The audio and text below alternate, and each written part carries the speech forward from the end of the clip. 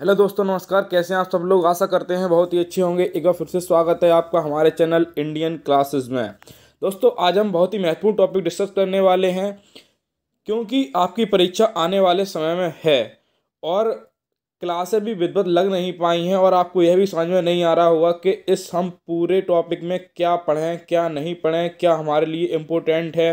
पहला अनुभव है द्वितीय सेमेस्टर वालों के लिए परीक्षा का, तो इससे संबंधित यह वीडियो आपके लिए बहुत ही महत्वपूर्ण होने वाली है। आज इस वीडियो में हम डीएलएड सेकंड सेमेस्टर के फर्स्ट पेपर वर्तमान भारतीय समाज और प्रारंभिक शिक्षा के जो मोस्ट इम्पोर्टेंट टॉपिक हैं वो कवर करेंगे और मैं आपको विस्तार से समझाऊंगा किन किन टॉपिक्स पर आपको अधिक ध्यान देना है और किन किन टॉपिक्स पर आपको कम ध्यान देना है, ताकि आपका समय बच सके और आप उन इम्पोर्टेंट टॉपिक को अच्छी तरीके से कवर कर सकें जो सीधे सीधे एग्जाम में आते हैं। तो सबसे पहला जो हमारा टॉपिक है, शिक्षा की संकल्पना और अर्थ एवं महत्व। ठीक है ना। तो इस टॉपिक में आपको बताऊंगा आपको क्या क्या पढ़ना है और वह भी टॉपिक बताऊंगा जिन टॉपिक्स पर आपको कम ध्यान देना है, ताकि परीक्षा में आपके अच्छे नंबर आ सकें। अगर आपने इस वीडियो को पूरा देख लिया, स्किप नहीं किया और मैंने जो जो तरीका आपको इस वीडियो में बताऊंगा वह पढ़ने का आपने अपना लिया, तो आपके 90+ मार्क्स कहीं नहीं गए हैं। ठीक है ना।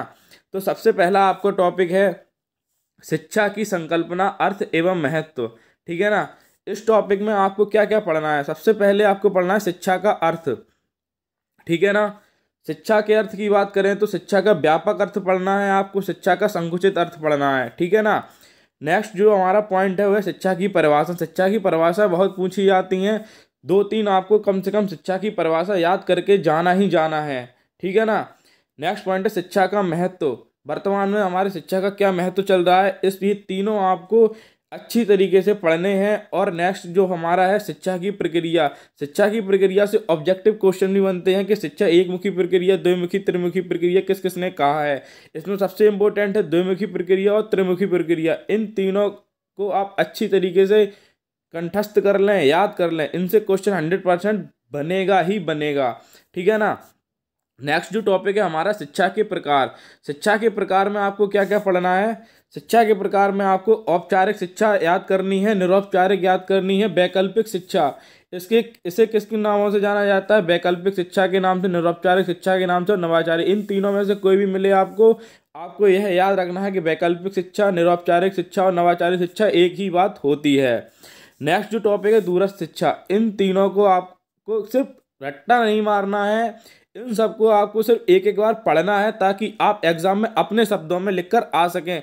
अगर आप रट्टा मारेंगे कभी भी अच्छी परसेंटेज आप डीएलएड में नहीं ला सकते हैं, क्योंकि इसमें बहुत सारे ऐसे टॉपिक्स आते हैं जो आपने कभी नहीं पढ़े होते। वो आपकी योग्यता की जांच करने के लिए ही एग्जाम में रखे जाते हैं, क्योंकि आप शिक्षक होने वाले हैं। इसलिए कब तक आप रट्टा मारते रहेंगे? तो इसलिए रट्टा नहीं मारना है आपको, सिर्फ इन्हें एक एक बार अच्छी तरीके से एग्जाम से पहले एक बार अच्छी तरीके से पढ़ के जाना है। मैं इस बात की गारंटी देता हूँ आपके 90+ परसेंटेज आपकी 100% बनेगी ही बनेगी। ठीक है ना।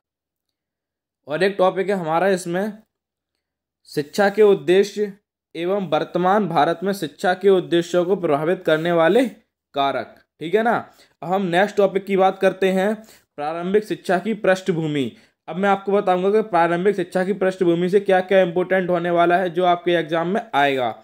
इसमें सबसे पहले वैदिक कालीन शिक्षा और गुरुकुल कालीन शिक्षा, ये दोनों एक ही बात है, इस पर आपको थोड़ा पढ़ना है। मुस्लिम कालीन शिक्षा में आपको मदरसा के बारे में पढ़ना है, मकतब के बारे में पढ़ना है और किस प्रकार से शिक्षा दी जाती थी। एक एक बार आपको बस पढ़ लेना है, एग्जाम में अपने शब्दों में लिख कर आइए, आपके बहुत अच्छे नंबर आएंगे।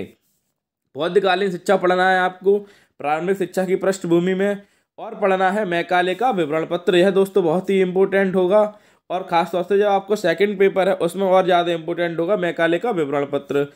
और नेक्स्ट जो टॉपिक है माध्यमिक शिक्षा आयोग 1952 या मुदालियर आयोग, इसको आपको पढ़ना है प्रारंभिक शिक्षा की पृष्ठभूमि में। नेक्स्ट टॉपिक की हम बात करें आदर्शवाद। इन टॉपिक से अभी आपको 100% क्वेश्चन मिलेंगे।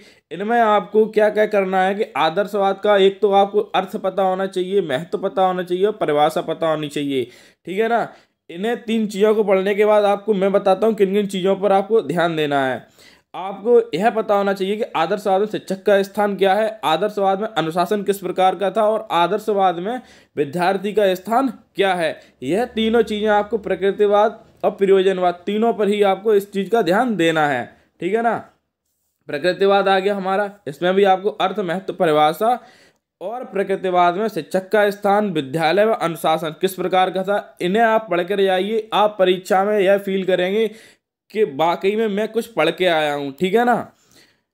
उसके बाद आता है हमारा प्रयोजनवाद। प्रयोजनवाद में भी आपको अर्थ, महत्व, परिभाषा के साथ साथ इसमें शिक्षक का स्थान किस प्रकार का है प्रयोजनवाद में, वो बालक का स्थान और अनुशासन, यह तीनों चीज़ें आपको इन तीनों टॉपिक्स में कवर करनी है, ठीक है ना। नेक्स्ट जो टॉपिक है हमारा भारतीय विचारक। भारतीय विचारक में आपको गांधी जी के शैक्षणिक विचारों के बारे में पढ़ना है, रविंद्रनाथ टैगोर व इनके शांति निकेतन की स्थापना कब हुई इसके बारे में पढ़ना है, और गिज्जू भाई बधेका के बारे में इनके शैक्षिक विचार पढ़ने हैं। भारतीय विचारकों में यह तीन जो हमारे विचारक हैं ये बहुत ही इम्पोर्टेंट हैं। नेक्स्ट जो है पाश्चात्य विचारक। पाश्चात्य विचारकों में आपको जॉन डीवी के शैक्षणिक विचार पढ़ने हैं, फ्रॉवेल के पढ़ने हैं और रूसो के पढ़ने हैं, ठीक है ना। आपका काम इतने में हो जाएगा। नेक्स्ट जो टॉपिक है हमारा शिक्षा और समाज। अब ये इस प्रकार का टॉपिक है कि आपको यह अपने माइंड सेट से ही लिखना पड़ेगा, ठीक है ना। इसमें आपको रट्टा या इस पर पढ़कर जाइए तब भी काम चलने वाला नहीं है, इसे आपको अपने शब्दों में ही लिखना है। इससे एग्जामिनर कैसे भी क्वेश्चन पूछ सकता है शिक्षा और समाज से, ठीक है ना। तो इसे आपको अपनी लैंग्वेज में ही लिखना है, इसे ज़्यादा पढ़कर अपना समय व्यस्त ना करें। और जो मैंने ऊपर टॉपिक बताए उन पर अधिक ध्यान दें, क्योंकि उनसे टू द पॉइंट क्वेश्चन फंसेंगे और इनसे टू द पॉइंट क्वेश्चन नहीं फंसेंगे, इसलिए आपको इसे अपने शब्दों पर लिख के आना है, ठीक है ना।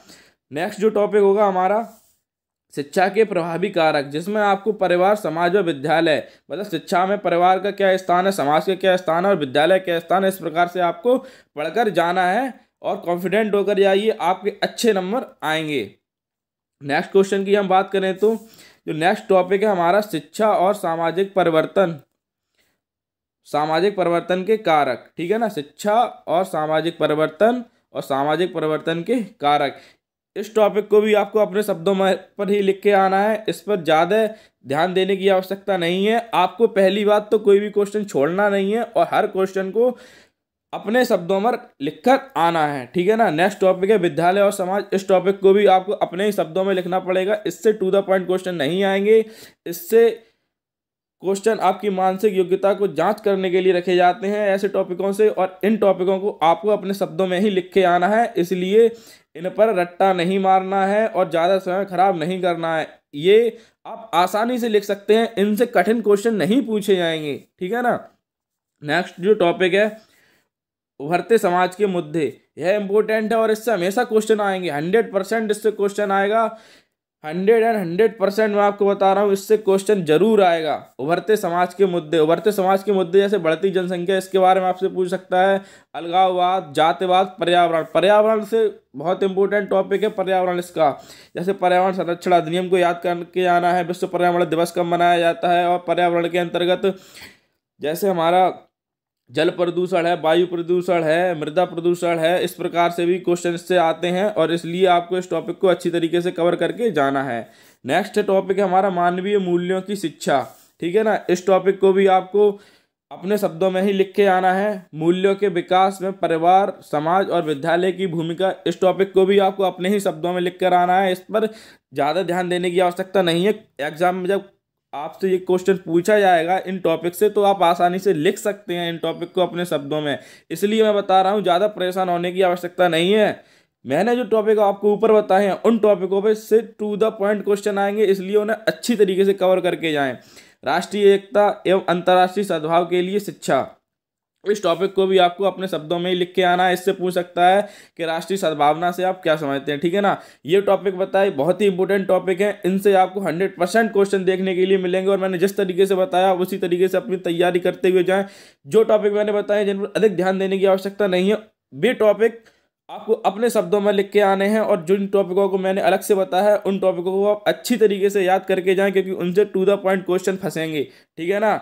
एग्जाम में जाना है, कोई भी क्वेश्चन छोड़कर नहीं आना है। सभी क्वेश्चंस को हल करके आना है। जो क्वेश्चन नहीं आ रहा है उन्हें आप अपने शब्दों में लिख कर आएँ। आप ग्रेजुएशन कर चुके हैं, ग्रेजुएट हैं, आप अपने शब्दों में आसानी से लिख सकते हैं। आप शिक्षक होने वाले हैं, आप अपने अंदर ऐसा कॉन्फिडेंट लिख होके जाएं, ठीक है ना। तो मिलते हैं नेक्स्ट वीडियो में, अगली भी वीडियो आने वाली है जल्दी। तब तक के लिए जय हिंद, वंदे मातरम। मिलते हैं नेक्स्ट वीडियो में।